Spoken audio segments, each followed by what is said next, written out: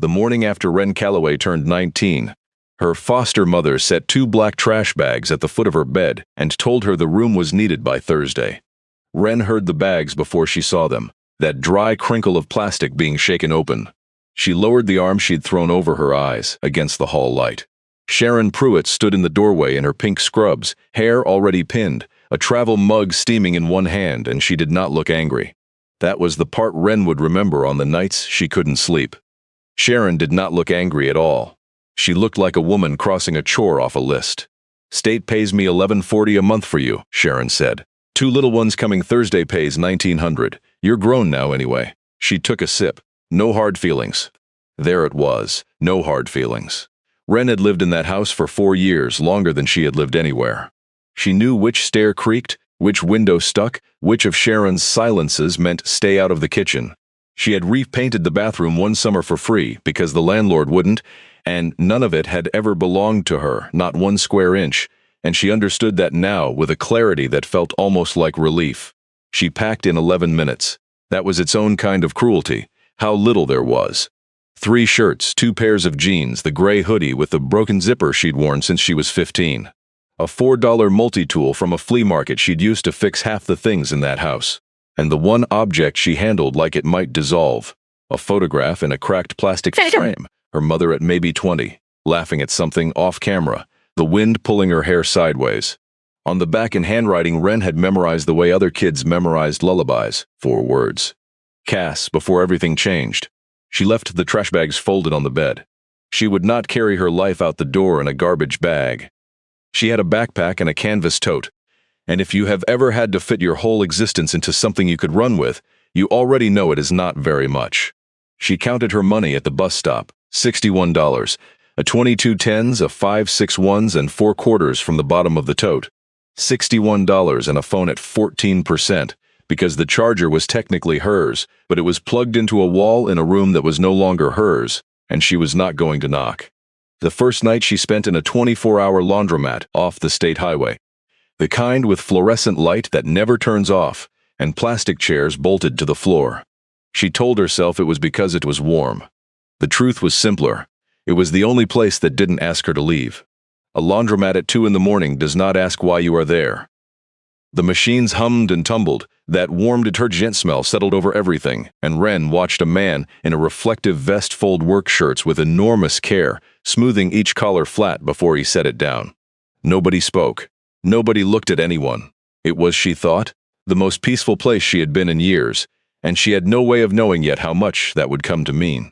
The second night was a bus station. The third was the back of a church parking lot, hood pulled tight against a brick wall, a freight train, somewhere she couldn't see. Her phone died on the 4th day, and she walked 2 miles to a library to charge it on the public outlet by the restrooms, sitting on the floor because that was where the plug was. That was where the email found her, 11 days old, buried in a folder she never checked because nobody ever sent her anything.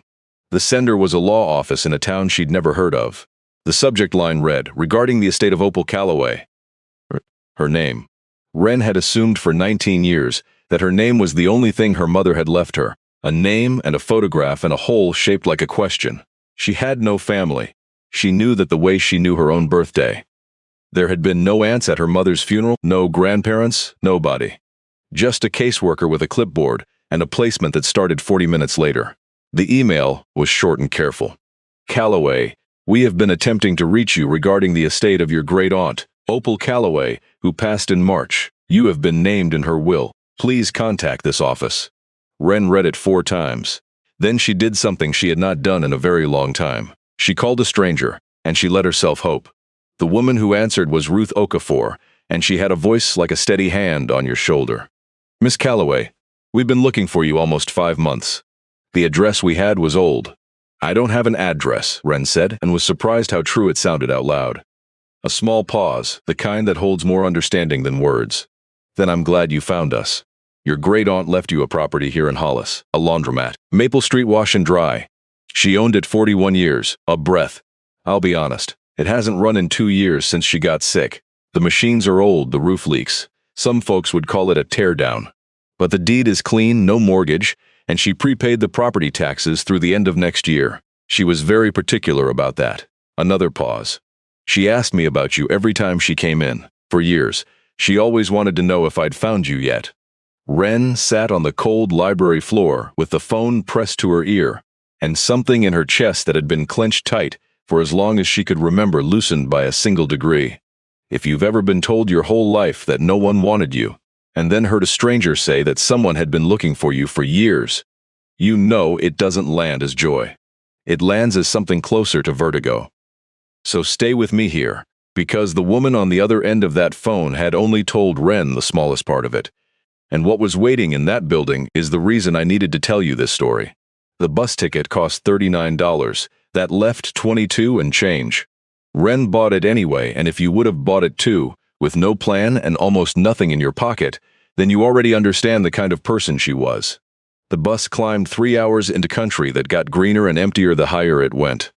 Strip malls thinned into gas stations into barns, and then it was just hills folding into hills and a 2-lane road following a creek that ran brown and full with spring rain.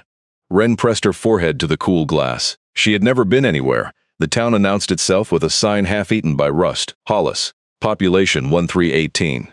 Established 1889. Ruth Okafor was exactly the voice. A tall woman in a gray cardigan with reading glasses pushed up into close-cropped silver hair. She crossed the square without hurry and looked at Ren for a long moment before she said anything. "You have her chin," Ruth said finally. "The Calloway chin." She held out a hand. "Come on, let me show you what you own." Maple Street was 1 block off the square, and the laundromat sat on the corner, a low brick building with big plate glass windows gone gray with grime. Above the door a neon sign hung dark, and 2 letters had burned out years ago, so what it spelled now was an RY. As if the building had stopped being what it was and become a question. Inside it smelled of dust and cold metal, and underneath, very faintly, the ghost of detergent the way a closed-up church still smells of candle smoke. 14 washers stood in 2 rows, their chrome dulled, their porcelain chipped. 11 dryers lined the back wall, round glass doors hanging open like mouths. A folding counter ran down one side, scarred and burned and worn smooth in the middle, where 41 years of hands had folded 41 years of laundry. It was by any reasonable measure, junk. The floor was cracked. The ceiling wore a brown water stain shaped like a continent nobody had named. And yet when Ren ran her hand along the folding counter, the wood was warm under her palm, even though the building was cold. "A developer's been after this corner 2 years, Ruth said. "Marcus Webb. Already bought the old barbershop and the lot behind it. Wants to put up a fuel plaza." She let that sit. He came to Opal a dozen times. She never sold. At the back stood a steel door painted gray with a heavy padlock and a strip of wood lettered linens. It was the only locked thing in the building. Ren put her hand on the lock. "I never went back there," Ruth said. "She kept it locked. Said it was hers and whoever came after." She tipped a worn brass key into Ren's palm, warm from the envelope. "She said the new owner would know what to do with what's inside. I don't know what she meant. I only know she meant it for you." Ren held the key and looked at the door and did not open it. There is a kind of door you have to earn the strength to open.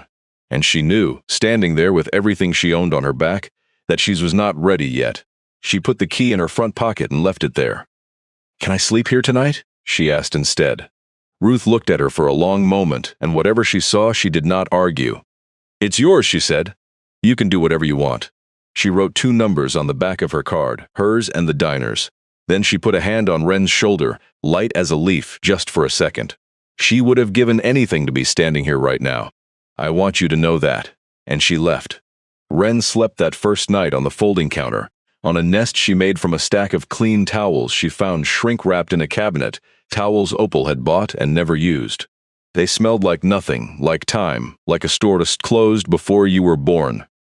She lay there with her backpack as a pillow and the photo of her mother propped where she could see it, and she listened to the building talk, the brick ticking as it cooled, a pipe knocking once and going quiet, the wind finding the dead neon and making it hum. She slept 10 hours. She had not slept 10 hours in years. In the morning, instead of crying, instead of lying there doing any of the things a person has every right to do when they wake alone in an abandoned building, Ren got up and decided to make a washing machine work. She picked the closest top loader, a Speed Queen so old the model number had worn off the panel. She found the breaker box and threw switches until the lights buzzed half to life. She found the water shutoff in the back and turned it, and somewhere pipes shuddered and water began to move, for the first time in 2 years. The hoses were dry-rotted, split down their length, so she walked 4 blocks to the hardware store with $11 and bought 2 new ones and a roll of plumber's tape, and she fixed the connections kneeling on the cracked tile with her multi-tool and a wrench she found in a drawer that still wore Opal's masking tape label in a careful, slanting hand. French's fuse? The machine groaned. It hissed. It took water in a thin brown stream that ran rust-colored for a slow count of 40 before it cleared. Then the agitator turned once, twice, and caught, and the whole thing rocked and sloshed and roared to life. Wren sat back on her heels on the floor of a building she had owned for less than a day, and she put her face in her hands and cried until her ribs hurt. It is a strange thing, what breaks a person open. Not the trash bags, not the bus. A 40-year-old washing machine that still worked when she made it work. Proof that a thing written off as junk could be brought back to life by a pair of patient hands. She understood, kneeling there, that she was not crying about the machine. She worked 3 days. The labor settled her the way nothing had in years, because there is a particular quiet that comes over a person using their hands on an honest problem. A stripped bolt, a worn belt, a cracked hose, and Wren had learned that, quiet young, in the back rooms of houses that were never hers. She had fixed the toilet at the children's home at 12. She had rewired a lamp at her second placement to keep from being blamed for breaking it. Somewhere along the way, fixing had become the only language she fully trusted, because a broken thing does not lie to you about why, and a thing you have fixed stays fixed, and almost nothing else in her life had ever done either. She cleaned the windows with vinegar and newspaper until the morning light came through gold. She mopped twice, and the second water came up gray instead of black.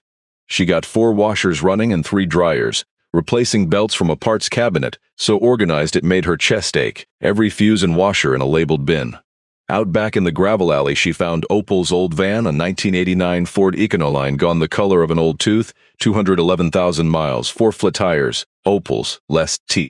Stenciled on the door in paint cracked like a dry creek bed. She sat in the driver's seat one evening with the dust rising gold in the windshield light and gripped a wheel her great-aunt had gripped, and tried to feel something of the woman through it, and felt only cracked vinyl and the smell of old oil. But she sat there a while anyway. It seemed like the kind of thing you ought to do. She ate at the diner across the square because Ruth had told the owner, a wide, solid woman named Della, to feed her on Ruth's tab. Della set down eggs and biscuits and gravy and said, "Honey, you eat that before I take it personal," and watched Wren eat with her arms crossed and an expression Wren couldn't read. "You're Opal's girl," Della said. "Not a question. I never met her." Della nodded slowly, jaw working like she was deciding something. "She fed me once. Long time ago, when I was 18 and pregnant and my own people had put me out. She wiped a counter that didn't need it. There's things you don't know about that woman. Things this whole town knows and never says out loud because she didn't want it said." She looked at Wren hard. "You been in that back room yet? The one says Lenon's?" Wren shook her head. The key was a small heavy weight in her pocket. "When you're ready," Della said, "you'll know what kind of woman you came from." And she would say no more about it. On the 4th evening, Wren opened the door.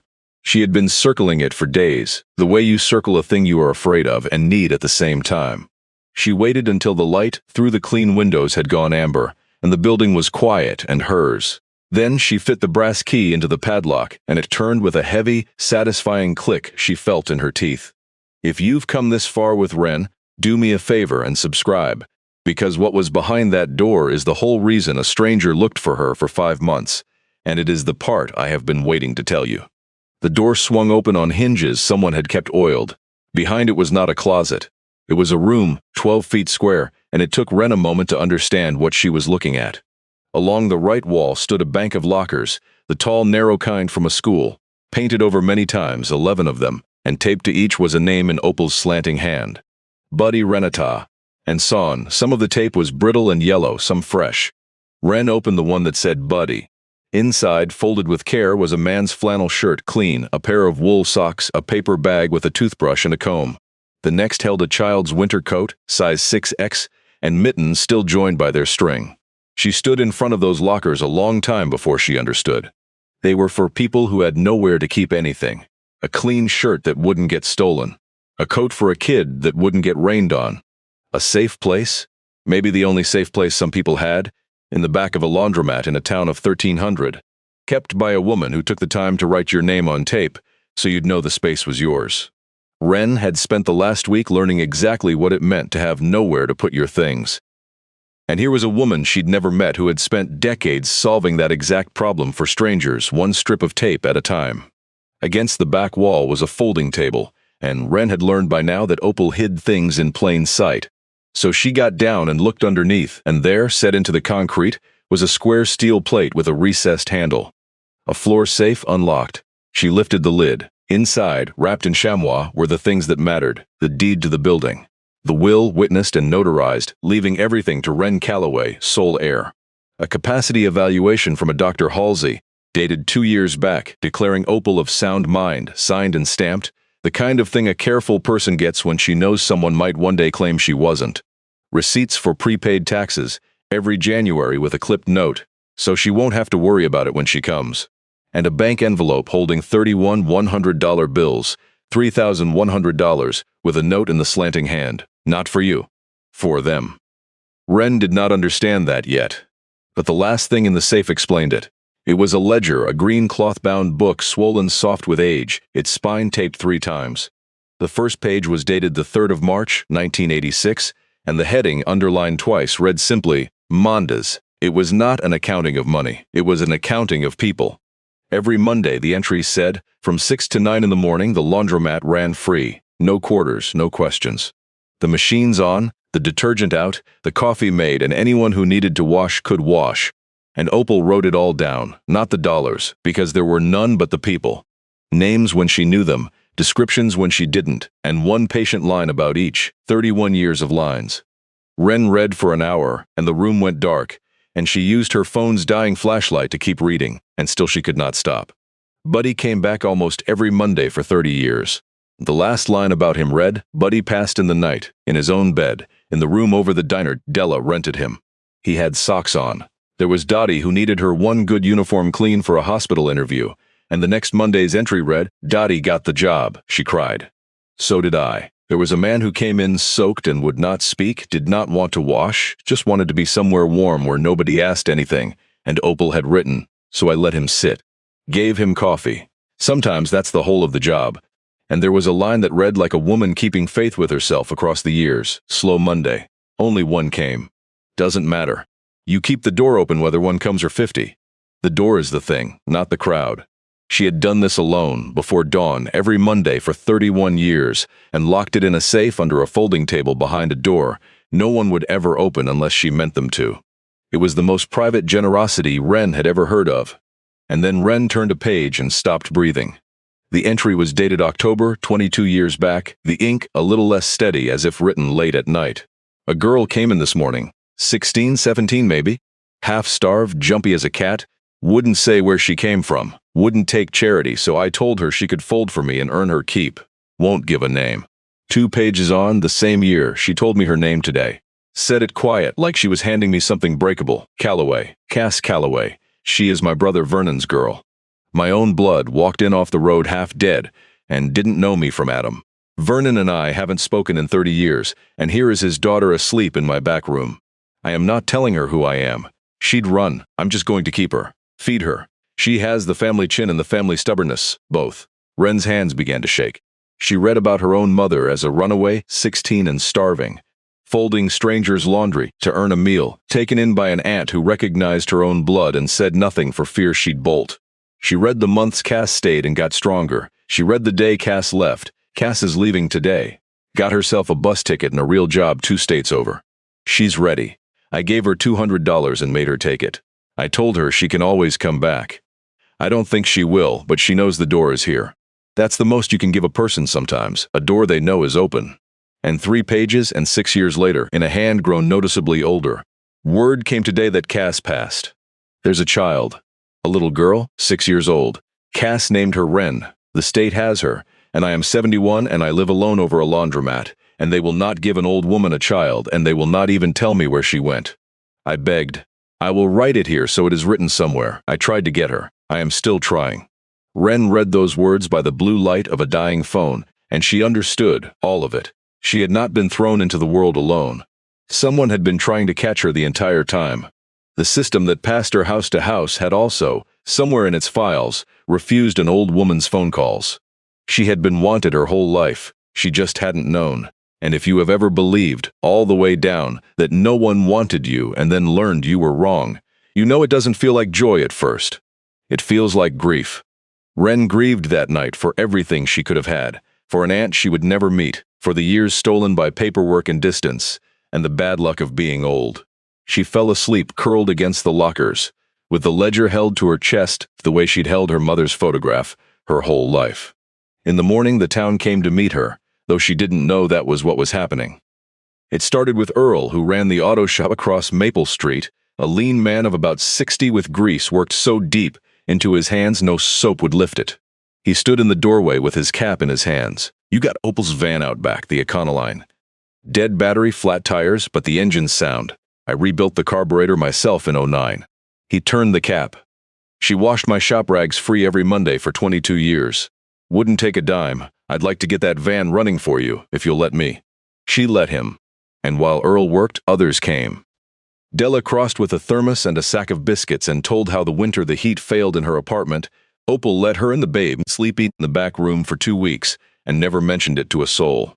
A woman named Renata came with a teenage son taller than she was, stood in front of the locker that still said her name and cried, and the son, embarrassed and proud at once, said, "She kept her stuff when we got evicted.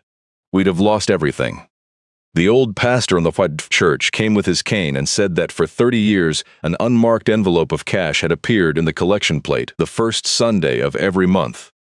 Always the same amount, and that the church had paid the heating bills of 4 families through each winter with it, and that the envelopes had stopped 2 years ago, and that no one had ever known where they came from until they stopped. The thing that undid Wren most was that none of them had known about the others. Each had carried their piece of opal alone, believing they were the only one, and only now, gathered over the course of one ordinary day, did the full shape of the woman come clear. The way a constellation comes clear only when you stop staring at the brightest star and let your eyes go soft and take in the whole dark field of them. If you're still with Wren, and I hope you are, this is where the story turns, so hit subscribe, because the man who showed up that evening had spent 2 years trying to erase everything you've just heard, and he had no idea what he was actually trying to buy. Marcus Webb arrived in a clean gray truck with a magnetic sign on the door. He was about 40, in a quarter zip pullover and a watch worth more than the building he stood in, and he came in without knocking, looked at the cracked tile and the dead machines and the water stain, and his face did the thing Wren recognized at once. It was the face Sharon had made over the trash bags, the face of a man crossing a chore off a list. "You'd be the niece," he put out a hand. She didn't take it. He withdrew it smoothly, no hard feelings, and got to business. "I won't waste your time. This building's a liability. Wiring's a fire waiting to happen, plumbing's shot, and the lot's worth more than the structure. 40,000, cash, fast close, you walk away with more money than you've ever had, and you never think about this place again. $40,000. A week ago Wren had eaten a banana in 2 halves to make it last. 40,000 was an apartment, a car that ran, a year of breathing room, a whole life. She felt the size of it land in her. "No," she said. He smiled like she'd said something charming. 45, that's me being generous." When she didn't move, his voice dropped into something he thought sounded reasonable. 55,000 final, and I'll handle the cleanup. You don't even have to deal with the junk. I make it all disappear." Wren looked at the man who wanted to make it all disappear. The lockers with the names. The ledger of Mondays, 31 years of an old woman, writing down the people the world had thrown away so they would be written down somewhere. He would scrape it into a dumpster and pour a slab and put up fuel pumps, and never once know what he had paved over. "It's not for sale," she said. His smile thinned, and then he said the thing that told her exactly who he was. "You'll change your mind by winter. This place'll eat what little you've got and put you back on the street where you came from. I'll still be here." He left his card on the folding counter and walked out. If you have ever been offered the exact thing you needed most by someone who would have destroyed something sacred to get it, you know the hardest no is the one that costs you. Wren's no had just cost her $55,000. She did not regret it for a second. But Webb was not finished, and the next thing he tried was uglier. 3 weeks later, a man named Roy Calloway showed up, Opal's nephew, her late sister's son, with a lawyer from the city and a folder of papers, and a grievance he'd clearly been nursing for years. He stood in the middle of the laundromat and told Wren she was a stranger who'd appeared out of nowhere to steal what should have gone to real family. Family who'd lived nearby, never mind that he hadn't visited Opal once in the 11 years before she died. She was old, wasn't right in the head at the end. A girl shows up, a sob story, a lonely old woman. He shook his head like he was sad about it. We're contesting, undue influence, and when we win, we're selling. There's a developer wants this corner. He looked around with open contempt, smart money. There it was, Roy and Webb, the same hunger in two faces. Roy didn't want the laundromat any more than Webb did. He looked at 31 years of quiet kindness and saw a vacant lot. For a moment, Wren felt the old familiar thing rise up, the certainty that people like her always lose, that the paperwork would go against her the way it had gone against Opal when she tried to claim a 6-year-old girl. She had spent her whole life on the losing side of paperwork, but this time the paperwork was on her side, because Opal had made sure of it. Wren laid it out for Ruth Okafor the next morning, and Ruth listened with her glasses pushed into her hair, and when Wren finished, Ruth did not look worried. She looked, if anything, a little sad and a little proud at once. "Here's the truth of it," Ruth said. "Roy's closer kin than you, by degree. If Opal had died with no will, he might well have had standing, and a judge might have handed him a share. He knows that. It's the whole reason he thinks he's got a case. She pulled a file, but she didn't die without a will. She left a valid one, witnessed, notarized, naming you sole heir.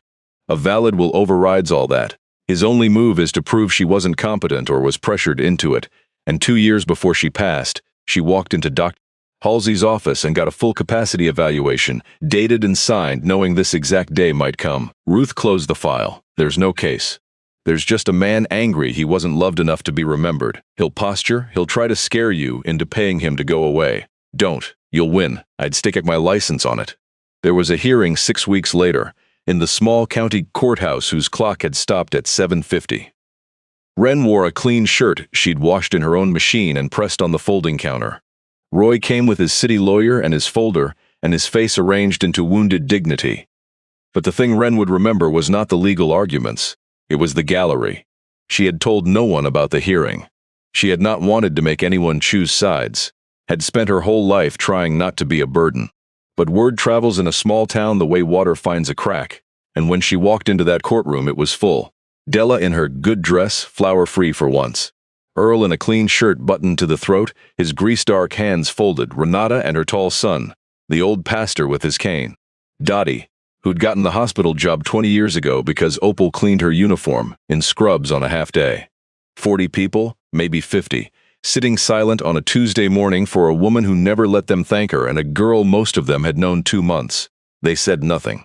They did not have to. They were simply there, the way a wall is there, the way a foundation is there. And Roy looked at that gallery, at all the faces that knew exactly what his great-aunt had been and exactly what he was, and something went out of him. His lawyer asked for a recess. They did not come back. The contest was withdrawn before lunch, and the judge confirmed the will from the bench, and it was over. Outside in the thin autumn sun, the town did not cheer, because that was not their way. Earl shook her hand with his impossible hands. Della hugged her so hard her feet left the ground. Across the square, Marcus Webb leaned against his clean gray truck and watched, and he did not look angry. He looked confused, the way a man looks at a math problem that won't come out no matter how many times he runs it. He had offered $55,000 for a corpse and been turned down by a homeless 19-year-old, and now half a town had shut down for a morning to defend a laundromat that didn't make a dime, and none of it computed. He could not see the asset, because the asset was not a thing you could buy. It was the loyalty of people who had been treated, on the worst mornings of their lives, like they were worth keeping clean for. There is no line for that on any balance sheet Marcus Webb had ever read. He got in his truck and drove away, and he did not leave another card. Wren reopened Maple Street Wash and Dry on the first Monday in November. The building was not new, would never be new, but it worked. Earl had the Econoline running, all 211,000 miles of it. The hardware store owner, a quiet man named Pell, sold her a new neon transformer at cost, and then refused the second half when she came to pay, telling her Opal had washed his wife's funeral linens free, and that the sign was square. The night it lit, Remen stood across the street and watched the W and the H glow back to life after years of darkness. Maple Street Wash and Dry in warm pink, and she thought about how a thing everyone had given up on could be made whole by somebody who refused to. 9 washers ran now and 7 dryers. She lived in the back room, on a real cot with real sheets, and she paid the bills the regular 6 days a week, washing for the nursing home the way Opal had, mending and altering for anyone who asked, because she was, like her mother and her great-aunt and the whole stubborn line of them, good with her hands. But Mondays she kept the way Opal kept them. 6 to 9, the machines free, no quarters, no questions, coffee in a 40-cup percolator she found in the back. She kept the ledger open on the counter and wrote down the people. Because Opal had taught her, without ever meeting her, that the most important thing you can do for someone the world has thrown away is to write their name down where it cannot be erased. The $3,100 she did not touch for herself. Mondays only, not for you. For them. Sin coats and toothbrushes, a tank of gas for a man trying to reach a job 2 hours over, diapers, the small unglamorous things that stand between a person to spare. When it ran low, she fed it from the laundromat's thin profit. She kept the lockers, she added names. A person's dignity, she had learned, can sometimes be bought for the price of a strip of tape and a place to keep a clean shirt safe. She understood now that she had not started anything. She was keeping something going. The Mondays had never really stopped. They had only been waiting for hands to do them. If you've made it this far into Ren's story, stay with me one more minute. Because the last thing that happened is the thing I most wanted you to see. On a cold gray morning the first week of December, the door opened and a girl came in. 16, maybe 17. Thin jacket, no gloves, a backpack off one shoulder. She stood just inside the door, and her eyes went around the room fast, cataloging exits, reading the space the way you read a room when you're not sure you're allowed to be in it, when you've learned to take up as little space as possible. Ren knew that scan. She had done it in the doorway of every house she'd ever been sent to. The girl looked at the machines, looked at a folded bill in her hand, put the bill away because there was not enough of it, and turned to leave. "It's Monday," Ren said. The girl stopped. "Machines are free on Mondays, coffee's on, detergent's by the sink." Ren didn't get up, didn't crowd her, didn't ask a single question. "Take whatever you need. Stay as long as you want." The girl stood frozen, and Ren watched the disbelief move across her face, then the suspicion, the search for the catch, because there is always a catch, and then the slow understanding that maybe, this once, there wasn't. The girl's shoulders came down a 1/4 inch. She edged toward the machines. "What's your name?" Ren asked, picking up the marker. The girl weighed it, the way you weigh handing someone something breakable. "Junie," she said, barely above a whisper.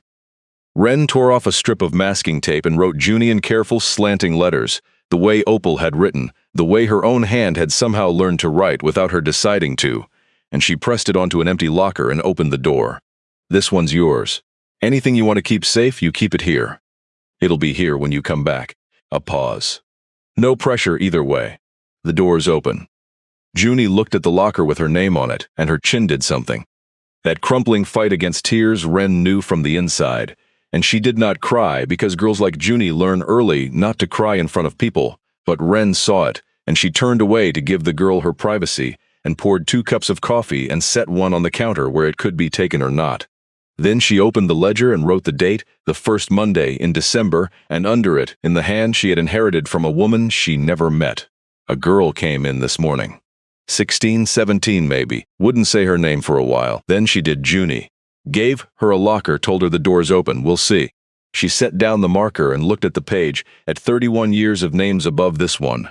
At Buddy and Dottie and the man who only wanted to sit, at her own mother. Cass, 16 and starving and folding laundry to earn a meal, taken in by an aunt who recognized her own blood and said nothing for fear she'd run.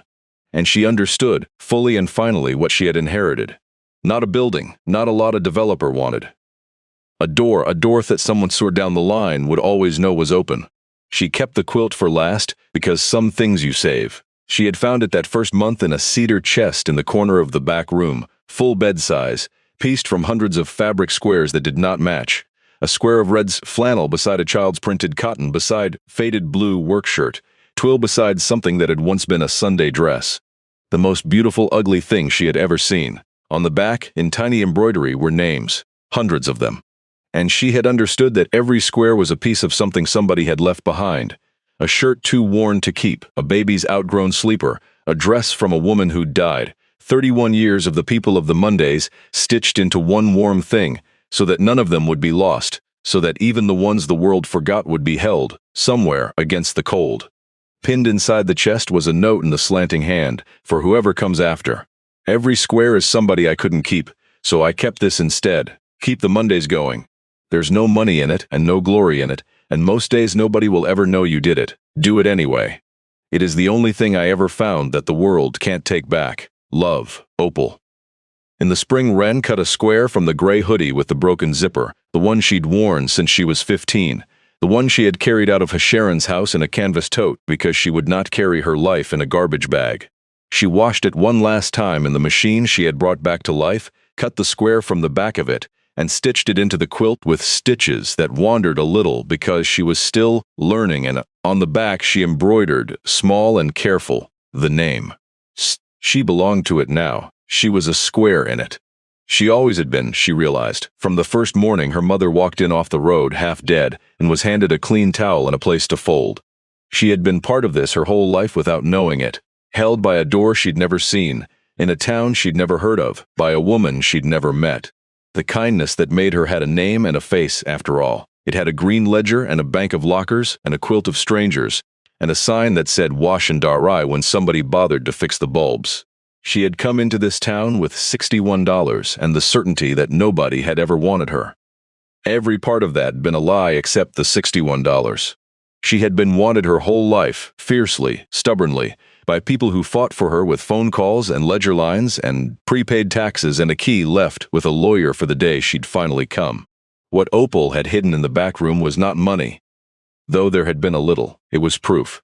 Proof that a person can be loved by someone they never knew, that kindness can reach across years and death and stacks of paperwork to find you exactly when you need finding, that the door really does stay open, that somebody really is keeping it. And now she was keeping it. On a warm evening in late April, she sat in a chair on the sidewalk in front of the open door, the way Opal must have, the neon humming pink above her. Inside, Junie was folding the last of the nursing home linens and humming something tuneless, the way you hum when you finally feel safe enough to make noise. Across the square, the diner's lights were warm, and Ella was wiping a counter that didn't need it. The courthouse clock was still stopped at 7:50, and Wren had decided to leave it, because not every stopped thing is broken, because sometimes a thing has simply arrived at the hour it was meant to keep.